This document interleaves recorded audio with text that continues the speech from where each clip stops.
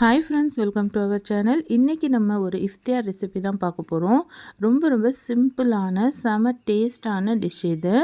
இதோட ஸ்டஃபிங்கு வித்தியாசமாக இருக்கும். ஷவர்மா சாப்பிட்ட மாதிரி இருக்கும். இதை நம்ம ஸ்டோர் பண்ணி வச்சு 1 வீக் கூட நீங்கள் யூஸ் பண்ணிக்கலாம். ஃப்ரீசர் பேக்கில் போட்டு ஃப்ரீசரில் வச்சு நீங்கள் யூஸ் பண்ணலாம். ரொம்ப க்ரீமியாக டெலிசியஸாக இருக்கும் இந்த ரெசிபி. கண்டிப்பாக நீங்கள் இதை ட்ரை பண்ணி பாருங்கள். வாங்க இது எப்படி செய்கிறதுன்னு வீடியோவில் பார்க்கலாம். அதுக்கு ஒரு 200 கிராம் அளவுக்கு சிக்கன் எடுத்திருக்கேன். போன்லெஸ் எடுத்திருக்கேன். இது கூடவே தேவையான அளவு உப்பு சேர்த்திக்கோங்க. அதுக்கப்புறம் ஒரு 1/4 டீஸ்பூன் அளவுக்கு சோயா சாஸ் சேர்த்திக்கோங்க. அதுக்கப்புறம் ஒரு 1/2 டீஸ்பூன் அளவுக்கு பெப்பர் பவுடர் சேர்த்திக்கலாம். அப்புறம் ஒரு 1/2 கப் அளவுக்கு தண்ணி சேர்த்திக்கோங்க. இப்போ குக்கரை க்ளோஸ் பண்ணிவிட்டு ஒரு 3 விசில் விட்டுக்கோங்க. அதுக்கப்புறம் சிக்கன் நல்லா வெந்ததுக்கப்புறம் இதை சின்ன பீசஸாக உதிர்த்து வச்சுக்கோங்க. இப்போ ஒரு கடாயில் 2 டேபிள் ஸ்பூன் அளவுக்கு எண்ணெய் ஊற்றிக்கோங்க. எண்ணெய் நல்லா சூடானதுக்கப்புறம் ஒரு 4 பல் பூண்டு சின்னதாக கட் பண்ணி வச்சுருக்கேன், அது சேர்த்திக்கலாம். அதுக்கப்புறம் ஒரு துண்டு இஞ்சி, அதையும் பொடியாக கட் பண்ணி வச்சுருக்கேன், அதையும் சேர்த்திக்கலாம். சேர்த்திட்டு நல்லா வதக்கி விட்டுக்கோங்க. நல்லா இஞ்சி பூண்டும் நல்லா வதங்கணும். அதுக்கப்புறம் 2 பெரிய வெங்காயம் பொடியாக கட் பண்ணி வச்சுருக்கேன், அது சேர்த்திக்கோங்க. சேர்த்துட்டு நல்லா மிக்ஸ் பண்ணி விடணும். இந்த வெங்காயம் நல்லா வதங்கணும்.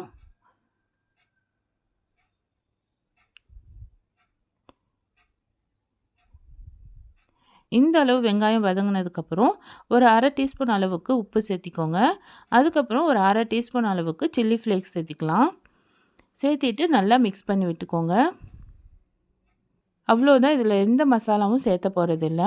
இதுக்கப்புறம் ஒரு பச்சை மிளகா பொடியாக கட் பண்ணி வச்சுருக்கேன், அது சேர்த்திக்கலாம். சேர்த்திட்டு கொஞ்சம் வதக்கி விட்டுக்கோங்க. இப்போ சிக்கனை நல்லா கையிலேயே உதிர்த்து வச்சுருக்கேன், அதை இது கூட சேர்த்திக்கலாம். சேர்த்திட்டு நல்லா மிக்ஸ் பண்ணி விடுங்க. இந்த மாதிரி லைட்டாக குத்தி விடுங்க, நல்லா மிக்ஸ் ஆயிரும். இந்த அளவு மிக்ஸ் ஆனதுக்கப்புறமேலே இதை தனியாக எடுத்து வச்சிடலாம். இப்போ இதுக்கு நம்ம ஒயிட் சாஸ் செய்ய போகிறோம். ஒரு கடாயில் 2 டீஸ்பூன் அளவுக்கு பட்டர் சேர்த்திக்கோங்க. பட்டர் சேர்த்துனதுக்கப்புறம் 2 டீஸ்பூன் அளவுக்கு மைதா எடுத்து வச்சுருக்கேன், அது சேர்த்திக்கலாம். பட்டரும் மைதாவும் நல்லா மிக்ஸ் ஆகட்டும். ஒரு 2 நிமிஷம் பட்டரும் மைதாவும் மிக்ஸ் பண்ணி விடுங்க. இப்போ இதில் நம்ம கொஞ்சமாக பால் சேர்த்து மிக்ஸ் பண்ணணும். பால் 2 கப் அளவுக்கு ஆச்சு. நான் இப்போ காட்டின கப்பில் 2 கப் ஆச்சு. அதாவது 200 ml பால் தேவைப்பட்டுச்சு. இதை கொஞ்சமாக சேர்த்து மிக்ஸ் பண்ணிகிட்டே இருக்கணும். கட்டி இல்லாமல் மிக்ஸ் பண்ணுங்கள். இது கொதிக்கும்போது கட்டியெல்லாம் கரைஞ்சிரும், பயப்பட தேவையில்லை. நல்லா மிக்ஸ் பண்ணி விட்டுட்டே இருங்க. பாருங்கள், இந்த மாதிரி நல்லா மிக்ஸ் பண்ணிகிட்டே இருக்கணும். இப்போ கொதிக்க ஆரம்பிக்கும்போது கட்டியெல்லாம் கரைஞ்சிரும். இந்த ஒயிட் சாஸ் தான் இந்த ஸ்டஃபிங்க்கு செம்ம டேஸ்ட் கொடுக்குறது. மயோனைஸ்க்கு பதிலாக நம்ம இதை சேர்த்து செய்கிறோம். இது டிஃப்ரெண்ட்டான டேஸ்ட்டில் இருக்கும். இந்த அளவு நல்லா கொதிச்சதுக்கப்புறமேலே நம்ம ரெடி பண்ணி வச்சுருந்த சிக்கனை இது கூட சேர்த்திக்கலாம். இதில் வேறு எந்த சாஸோ மசாலா பொடியோ சேர்த்தணும்னு அவசியம் இல்லை, அவ்வளோதான். இப்போ இந்த ஒயிட் சாஸ் கூட நல்லா மிக்ஸ் பண்ணி விட்டுருங்க.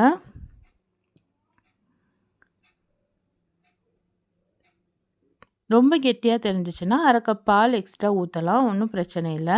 இப்போ கடைசியாக ஒரு 1/2 டீஸ்பூன் அளவுக்கு பெப்பர் பவுடரும் கொத்தமல்லி தழையும் சேர்த்திக்கோங்க. சேர்த்தி நல்லா மிக்ஸ் பண்ணி விட்டுருங்க. அவ்வளோதான், நம்ம ஸ்டஃபிங் ரெடி ஆயிடுச்சு. இது தனியாக இருக்கட்டும். இப்போ எப்படி ரெடி பண்ணணும்னு பார்க்கலாம். இப்போ இந்த ஷீட் ஒட்டுறதுக்காக ஒரு பவுலில் 2 டீஸ்பூன் அளவுக்கு மைதா எடுத்து தண்ணி ஊற்றி கரைச்சி வச்சுருக்கேன். இந்த மாதிரி மிக்ஸ் பண்ணி வச்சுக்கோங்க, இதையும் தனியாக. இப்போது ஒரு சமோசா ஷீட் எடுத்து அது நடுவில் மட்டும் இந்த மைதா பேஸ்ட்டை அப்ளை பண்ணிக்கோங்க. வீடியோவில் காட்டின மாதிரியே செய்யுங்க. அது மேலே ப்ளஸ் மாதிரி இன்னொரு ஷீட்டை வைக்கணும். இது 2 ஷீட்டுக்கும் நடுவில் நம்ம ஸ்டஃபிங் வைக்கணும். வீடியோவில் காட்டின மாதிரி ஒவ்வொரு ஸ்டெப்பாக செய்யுங்க. இப்போ ஸ்டஃபிங் வச்சதுக்கப்புறம் கீழே ஃபஸ்ட்டு வச்சோல்ல அந்த சீட்டை மடிக்கணும். மடிச்சுட்டு அது மேலே கொஞ்சம் பேஸ்ட்டை அப்ளை பண்ணிக்கோங்க. அதுக்கு மேலே இன்னொரு ஷீட்டை மடிச்சுக்கோங்க. அது மேலேயும் இந்த மைதா பேஸ்ட்டை அப்ளை பண்ணிக்கோங்க. இப்போ ரைட்டும் லெஃப்ட்டும் க்ளோஸ் பண்ணிடணும். ஆனால் 4 கார்னரும் நல்லா க்ளோஸ் ஆகிருக்கிற மாதிரி பார்த்துக்கோங்க. இந்த மாதிரி பேஸ்ட் அப்ளை பண்ணி நம்ம ஒட்டிடணும். அவ்வளோதான், நம்ம பாக்ஸ் பேட்டிஸ் ரெடி ஆயிடுச்சு.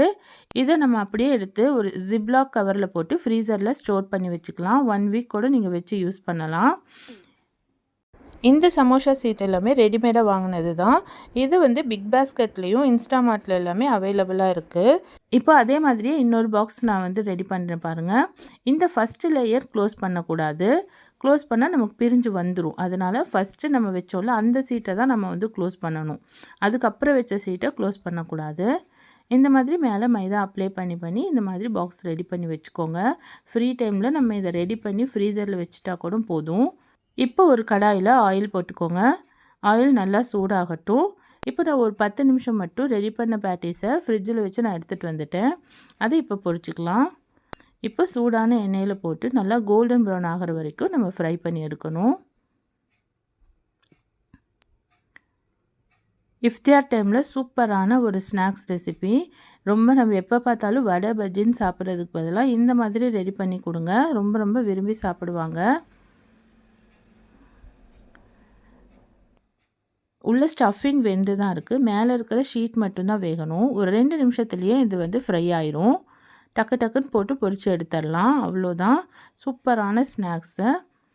நோன்பு முடிகிறதுக்குள்ளே கண்டிப்பாக இதை ஒரு டைம் ட்ரை பண்ணி பார்த்துட்டு எப்படி இருந்துச்சுன்னு சொல்லுங்கள். மயோனீஸ்க்கு பதிலாக நான் இந்த ஒயிட் சாஸை யூஸ் பண்ணியிருக்கேன். ஒரு சிலருக்கு மயோனீஸ் பிடிக்காது. அந்த மாதிரி இருக்கிறவங்க இந்த ஒயிட் சாஸ் யூஸ் பண்ணி இதை ரெடி பண்ணி சாப்பிட்டு பாருங்கள். கண்டிப்பாக சூப்பராக இருக்கும். இந்த வீடியோ உங்களுக்கு பிடிச்சிருக்கும் நம்புகிறேன். பிடிச்சிருந்துச்சுன்னா மறக்காமல் நம்ம சேனலை லைக் பண்ணுங்கள், ஷேர் பண்ணுங்கள், சப்ஸ்கிரைப் பண்ணுங்கள். பக்கத்தில் இருக்கிற பெல் ஐக்கானையும் கிளிக் பண்ணிக்கோங்க. அப்போ தான் உங்களுக்கு நோட்டிஃபிகேஷன் வரும். தேங்க்யூ ஃபார் வாட்சிங்.